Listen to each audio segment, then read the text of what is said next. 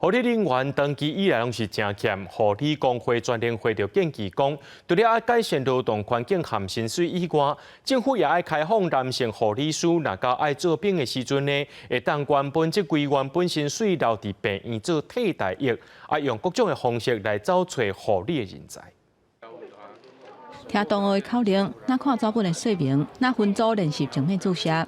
另外一边是咧练习甲患者用鼻管饲食的，还有金马注射的训练。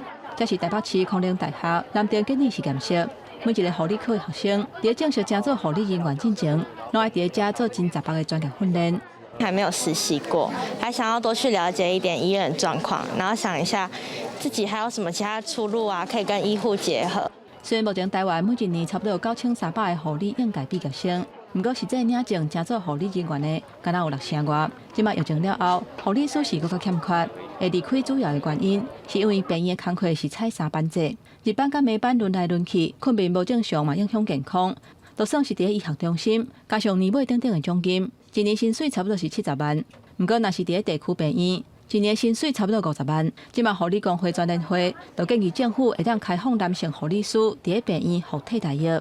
我们多了一个选择，让我们的男性护理师他可以选择持续留在我们的职场继续工作，他的经验不会被中断。在当兵过程中还能继续做你原本就是从事的行业，我觉得也可以。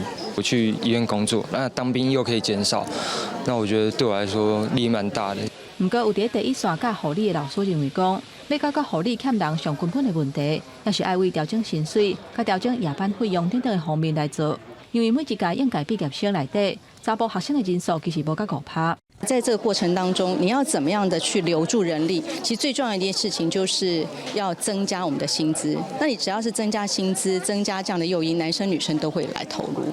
全联会表示，咱一日拢总提出9项诉求，希望改善护理卡手无够的问题。目前敢若有3班护病比，甲大医综合照顾有共识。按算这个月中会搁甲卫福部开会，希望会当解决。记者综合报道。